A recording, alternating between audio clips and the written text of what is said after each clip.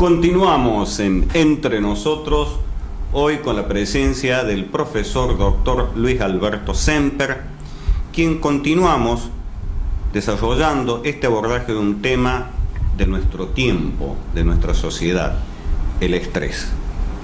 Beatriz, por favor. Sí, le había hecho una pregunta al doctor y quedó pendiente para este momento. Sobre cómo se reconoce. Se da cuenta. Bueno, ¿no? En definitiva, el estrés, una vez que está instalado y tiene manifestaciones físicas, es relativamente fácil de diagnosticar. Pero cuando uno comienza con los síntomas del estrés, son síntomas habitualmente subjetivos y son un tanto también inespecíficos. ¿En qué consisten? Básicamente, la persona tiene un poco más de dificultades para dormir. Normalmente se concentra menos, habitualmente se cansa con más frecuencia, habitualmente está más intolerante con las personas y está más irritable. Habitualmente estas cosas también ocurren que suelen tener y se suelen quejarse de contracturas musculares, especialmente en la nuca y en la espalda, de tensión en la cabeza, suelen tener muchas molestias digestivas, y que están vinculadas básicamente a la sensación de tensión que uno tiene frente a un problema, que es el que produce el estrés. El organismo lo que está haciendo es tratando de adaptarse a ese problema. Ya una vez que se produce el estrés, depende cuál es nosotros llamamos locus minor, o sea, cuál es el órgano que es el que se manifiesta, que puede ser dentro del aparato digestivo el estómago, y entonces uno tiene una gastritis o una úlcera gastrointestinal, o puede ser el colon y entonces tiene una irritación del intestino grueso, o puede ser del aparato osteomuscular y tener contracturas musculares importantes, cefaleas, trastornos menstruales, ataques cardíacos o dolor en el pecho, falta de aire, o pueden aparecer enfermedades metabólicas como ser la diabetes. Entonces ya están, a largo plazo el organismo ya ha mostrado signos y síntomas del paso del tiempo de la situación que produce el estrés. Por supuesto que lo que yo estoy diciendo, nosotros no lo vemos en todos los animales, y en definitiva lo que produce el estrés o lo que desarrolla la parte fisiológica del estrés es una parte de nuestro cerebro que es primitiva, es muy elemental, que es un cerebro reptiliano, por así decirlo, que compartimos con todos los animales. Sin embargo, los animales, en términos de la práctica, si bien es cierto que se estresan, sobre todo los animales domésticos, no tienen el nivel de estrés que tenemos los seres humanos. Y esto tiene una razón de ser. Los seres humanos, obviamente con las diferencias morfológicas y funcionales que tenemos respecto a los animales, entre ellos la liberación de las manos para construir el mundo, la capacidad de comunicarnos a través de la palabra, el pensarnos, el tener conciencia de nuestra mismidad, tenemos además una virtud muy particular, que es la capacidad de manejar un tiempo distinto, que es el futuro. O sea, ningún animal puede manejar el futuro. Y cuando manejamos el futuro, nos permite la libertad de elegirnos y de elegir. ¿Qué significa? Yo puedo decir mañana, pasado mañana, dentro de un año, dentro de 2 años, voy a hacer determinadas cosas, o voy a hacer determinada cosa. ¿Qué significa esto? Tenemos la absoluta libertad de elegirnos. Y cuando tenemos que elegir, tenemos que optar por algo bueno o algo malo. Y nos arriesgamos en la elección. Siempre estamos ante una situación de incertidumbre. O sea, siempre estamos ante una situación de amenaza en cuanto a decisiones de nuestras vidas. Si tenemos que decidir que algo es importante o no es importante, si tenemos que optar por A o por B, sabemos que si optamos por A, tenemos que renunciar a B. Y a veces estas cosas no las queremos hacer. Y sobre todo, otro hecho importante, que el hecho de que el ser humano pueda, como elemento de libertad y un grado filogenéticamente más elevado de poder manejar la temporalidad, no se expone sobre todo a la conciencia y al conocimiento de nuestra finitud. O sea, sabemos que nosotros no vamos a morir. Los animales evitan la muerte, pero no tienen conciencia de que se van a morir. Obviamente que esto nos hace pone en un dilema: ¿qué pasa después de la muerte? Con un temor, ¿no es cierto?, frente a esta circunstancia de cómo va a ser nuestra muerte, qué pasará después, con todo lo que implica también la capacidad que tiene el humano ante esta situación de la espiritualidad, ¿no es cierto? Pero no quiero irme a ese tema, sino en ese camino a recorrer, en esta semiconciencia que tenemos de la futuralización, encontramos ahí una serie de amenazas, podríamos decir potenciales, porque si están en el futuro no se han dado, pero las vemos como potenciales. Y bueno, y frente a esas amenazas potenciales, nuestro organismo tiene necesariamente que adaptarse, generalmente cuando hay mayor cantidad de incertidumbres. O sea, hace un esfuerzo para preocuparse, tratar de ocuparse de algo que todavía no ha ocurrido y que supone que va a ocurrir, y que hay ciertas personas que suponen que lo que va a ocurrir va a ser siempre catastrófico. Entonces hay determinadas personas que son mucho más vulnerables a sufrir el impacto del estrés que otras. Una persona, digamos, que no se preocupa tanto, obviamente, y que en su vida no hay tantas incertidumbres, obviamente va a tener menos predisposición a desarrollar el estrés que una persona que tiene un trastorno que se llama trastorno por ansiedad generalizada, y que habitualmente son personas, insisto, que como signo principal o síntoma principal es la preocupación desmesurada. También hay otras personas que sufren el estrés, que son las personas que tienden a hacer todo de manera perfecta. ¿Qué significa eso? No consideran a la imperfección o al error como un elemento natural en nuestra humanidad. O sea, normalmente nosotros nos equivocamos y debemos equivocarnos porque es la forma de aprender.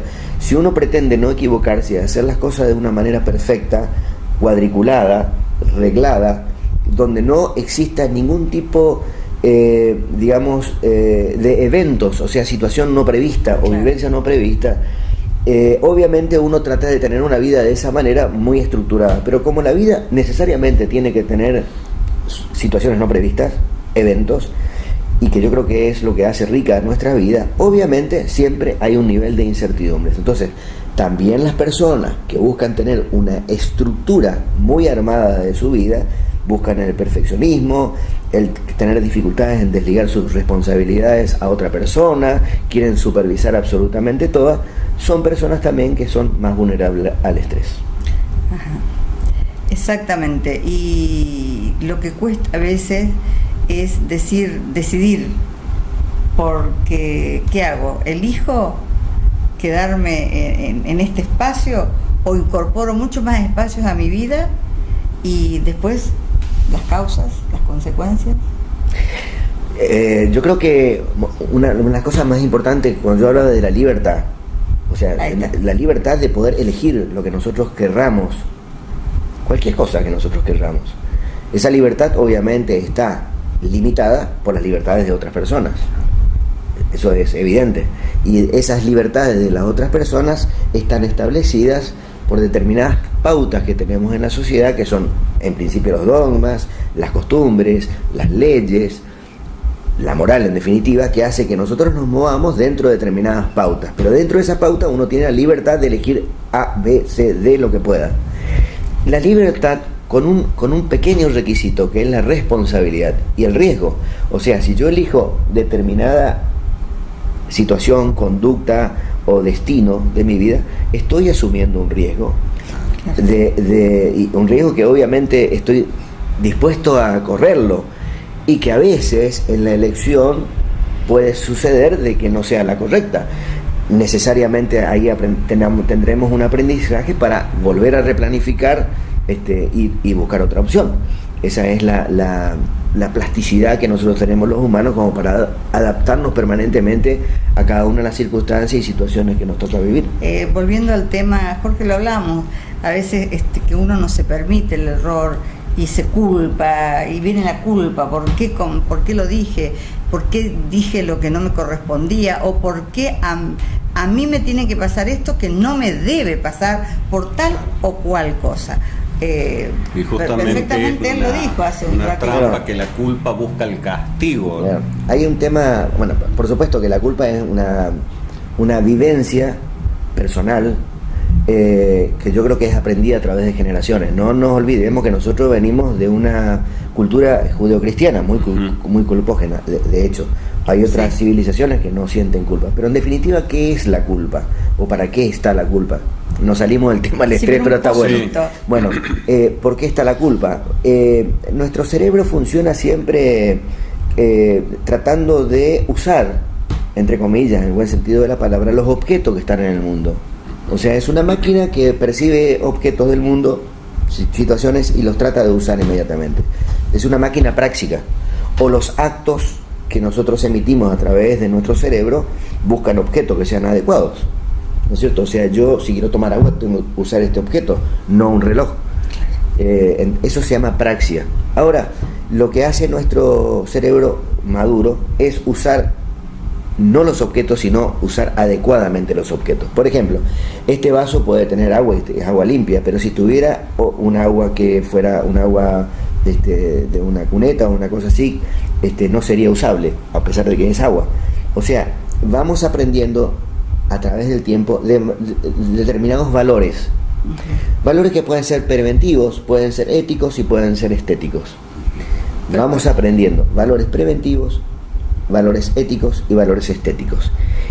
Esos valores hacen que yo me inhiba frente a una situación. Si yo tengo un valor preventivo de que el agua no es ingerible, tengo que inhibir el objeto de agua para consumirlo. ¿Se entiende? O sea, lo que estoy haciendo básicamente es inhibir a través de estos valores.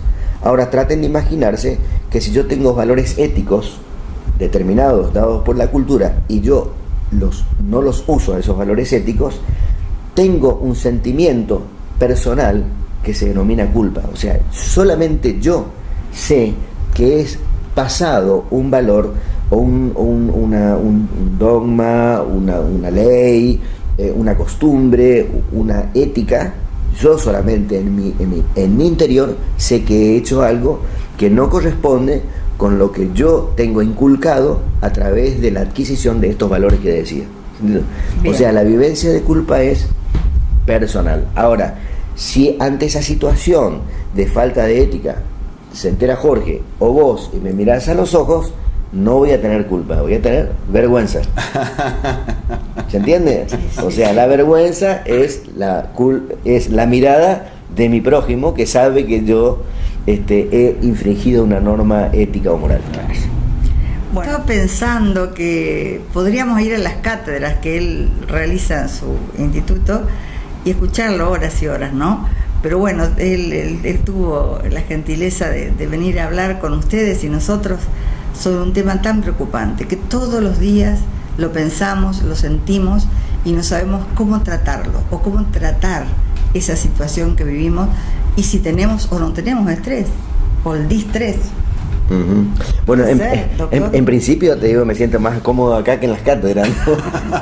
Porque me tratan demasiado bien. Por favor. ¿Cómo se llama? Galletitas, mate, matecito, un poco de agua. Me miman, claro. Sí, esto es hermoso. Es para mimarlo, doctor, sí, ¿cómo claro. no? Si usted nos ha hecho mimar.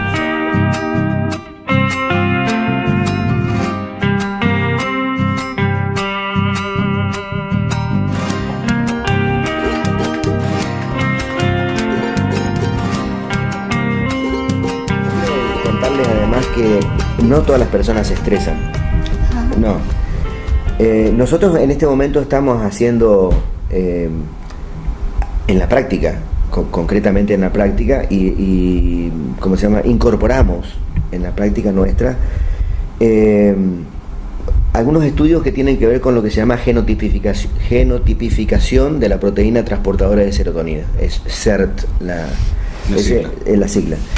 Parecería ser que hay algunas personas que un cromosoma que tiene como fuera una personita con los brazos hacia arriba, con las piernas, una parte, ya sea de los brazos, de la pierna del cromosoma, le falta un pedacito. Y ese pedacito de ese cromosoma es el que tiene que formar una proteína que transporta un neurotransmisor que específicamente es la serotonina. Y parecería ser que las personas que le falta este pedacito, o sea, tienen un alelo corto, un brazo corto del cromosoma, son más vulnerables no solamente a tener estrés, sino además a tener consecuencias más graves del estrés, entre ellas la depresión.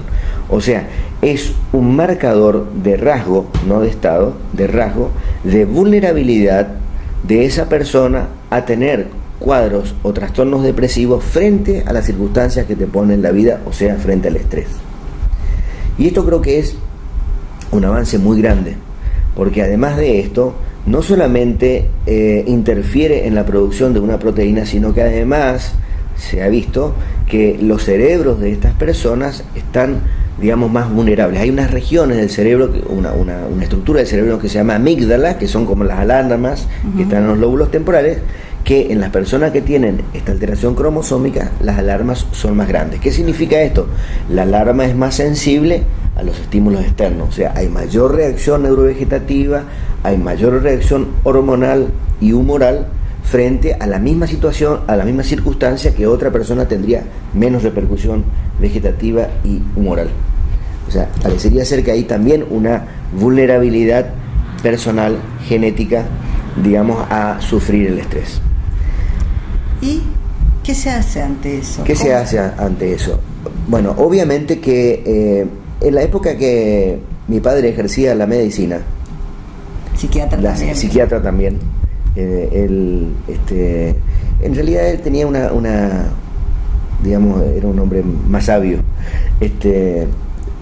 tenía un don muy especial en la palabra y una capacidad de transmitir mucha tranquilidad y afectos, y era en esa época, cuando Corrientes era más chica, era como si fuera un médico de familia. Hoy un poco se ha perdido, bueno, ahora están rescatando los médicos de familia, pero en ese momento los médicos eran médicos de familia, o sea, conocían no al paciente que iba a un consultorio, sino conocían un poco el contexto de la familia.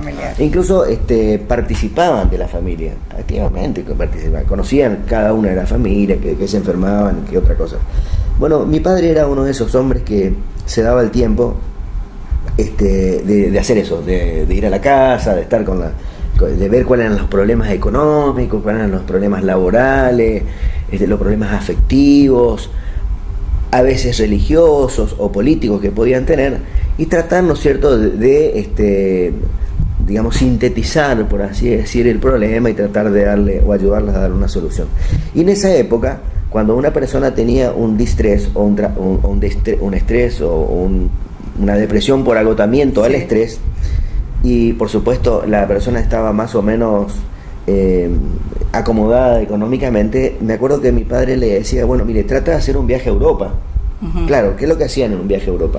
Se subían arriba de un barco y tardaban, no sé, un mes en llegar a Europa, y no había internet, no había teléfono, no había cartas, no había nada. O sea que uno se evadía absolutamente de todo problema que uno pudiera tener alrededor, ¿no es cierto? Está bien. Después hubieron otras situaciones cuando el estrés ya es muy agudo y produce un compromiso importante de su vida psíquica, de la vida psíquica de ese individuo o de su vida somática. Comenzaron el tema de las curas de sueño, ¿no es cierto?, que es una forma de relajar. Pero, digamos, son cosas heroicas y poco prácticas en el día. Por supuesto que hay hoy una serie de instrumentos farmacológicos que ayudan muchísimo a prevenir y a tratar el estrés y a tratar las consecuencias del estrés, sobre todo, especialmente aquellas que producen daño cerebral. Pero necesariamente frente al estrés uno tiene que tomar 4 herramientas. La primera herramienta, obviamente, en este caso es tratar de reparar la avería biológica, o sea, la disfunción biológica que es la que está produciendo el estrés. En segundo lugar, el régimen higiénico-dietético, o sea, una persona estresada debe alimentarse de una manera muy sana. Si uno le agrega al estrés consumo de alcohol, de sustancias no legales, cigarrillo, o una alimentación inadecuada, lo que hace es poner al organismo todavía en una situación peor. Doctor Semper, por lo general, antes de llegar a un especialista, siempre el primer contacto es con el médico clínico. Uh-huh. ¿Es mucho el temor que tiene la persona o el prejuicio o el desconocimiento en esa situación de estrés que repercute incluso fisiológicamente y no animarse a ir a una consulta ante un especialista? ¿Cómo es esta dinámica? ¿Cómo es el camino que la gente debe tomar para poder llegar y revertir esta situación, o por lo menos poder llevarla de una mejor manera que no afecte su calidad de vida? Me parece muy pertinente y oportuna esa pregunta, por varias razones. En primer lugar, porque el paciente que sufre estrés no sabe que tiene estrés. La primera cosa, o sea, porque si no sería fácil ir al médico con el diagnóstico y decir, doctor, vengo porque tengo estrés. O sea, se hizo el diagnóstico él. El paciente va a su médico porque le duele la cabeza, va a su médico porque le duele el estómago, va a su médico porque su intestino funciona mal, porque le duele el pecho, porque se contractura y le duele mucho la nuca, porque no puede dormir, en fin, va por una serie de molestias. Y yo creo que acá es la oportunidad en que el médico, asistencial, el médico de cabecera, el médico clínico, esté familiarizado con este tema del estrés. Y yo diría que hasta hace algún tiempo la mayoría de los médicos le decían, mira, quédate tranquilo, no tenés nada, es estrés. O sea, quédate tranquilo, no hay que operarte de nada, es estrés. Y yo creo que no se tenía la suficiente conciencia de que justamente el estrés es la enfermedad más grave. No existe ninguna enfermedad que no se manifieste previamente sin el estrés. O sea, seguramente una enfermedad autoinmune, seguramente un infarto, seguramente determinadas enfermedades aún tumorales se manifiesten sin que previamente no haya una situación de estrés. O sea, el organismo rompió ese equilibrio, rompió todos los mecanismos que tenía para compensar la homeostasis y mantener la salud. Y entonces se produce la enfermedad. Entonces, yo creo que hay dos temas. Uno, del subdiagnóstico, o sea, la incapacidad que tenía un médico de hacer el diagnóstico de estrés. No nos olvidemos que nuestra formación es científico-natural, o sea, nosotros los médicos lo tratamos de buscar, de ver cómo está roto un órgano, qué le pasó, si es una infección, si es un traumatismo, si es un tumor, pero no entendemos muchas veces que es un ser humano y no lo vemos desde el punto de vista antropológico, o sea, en todo su contexto, como un ser biopsicoespiritual, ¿no es cierto?, y laboral. Entonces, a veces decimos, bueno, no está lesionado el órgano, este aparato, este sistema, entonces está bien, está estresado. No. El otro punto, o sea, de esa falta de consideración al diagnóstico, a saltar al otro punto de la vulgarización del concepto de estrés, o sea, estás estresado nomás. Hay un camino, yo creo que está desde el subdiagnóstico al sobrediagnóstico, hay un punto en el medio donde requiere que el médico haga un análisis de la situación que está pasando ese individuo, toda su situación, no es solamente palparle el hígado, ocultarle el corazón y tomarle la presión, sino qué le está pasando a ese individuo. ¿Qué le está pasando? Para poder entender en el contexto de que está padeciendo un estrés. Claro. Y yo creo que aquellos quienes acceden al diagnóstico preventivo y primario del estrés no es el psiquiatra ni el neurólogo, es el médico clínico. En general, nosotros vemos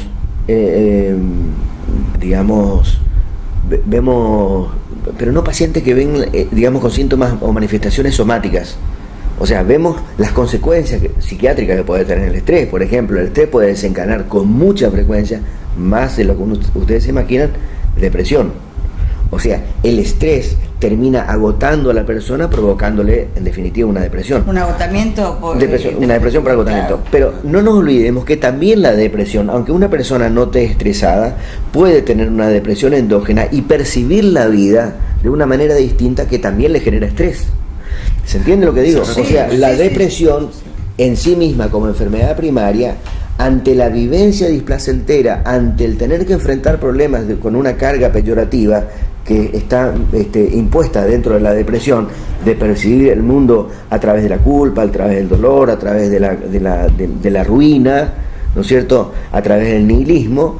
Entonces, obviamente que si yo consigo el mundo así, también me estoy adaptando y necesariamente esa persona además va a estar estresada. O veces, lo que quiero decir que a veces el estrés es causa de depresión y a veces la depresión es causa de estrés. Bueno, hay mucho más hilo para cortar, pero como una primera instancia, Jorge, me parece que no podemos pedirle más al doctor de lo que ha explicado. Yo les quiero, por un lado, agradecer a ustedes y por otro lado, felicitar. Alguien dijo alguna vez que un cardiólogo puede tratar en un momento determinado una hipertensión, tal vez en una hora de consulta revisando bien a un paciente, pero si ese cardiólogo se dedica a hacer psicoeducación en medios de difusión, seguramente va a prevenir muchas más hipertensiones. Y a veces nosotros no nos damos cuenta de eso. Yo creo que lo que están haciendo ustedes, en este caso yo soy un instrumento nada más, de poder advertir a la población sobre este u otros riesgos que simplemente como elementos preventivos pueden tranquilamente evitar mejorar su calidad de vida para no padecer esta u otras enfermedades. En este sentido se hacen campañas para muchas enfermedades, ¿no es cierto? Hay campañas para la diabetes, hay campañas para la hipertensión, hay campañas para la enfermedad de Parkinson, en fin, hay muchas campañas que para las enfermedades metabólicas, para el tabaquismo, para la obesidad. O sea, hoy justamente a través de los medios de difusión uno permite hacer que la población tenga una mejor calidad de vida y que tenga una mayor longevidad también. Y nosotros desde nuestro staff, doctor, le contamos que tenemos justamente médicos, psicólogos, psicopedagogos, profesores en distintas ciencias, tratamos la educación, tratamos la salud, tratamos las áreas, todas las praxis humanas para justamente coadyuvar a una mejor calidad de vida y además formarnos en aquello que necesitamos.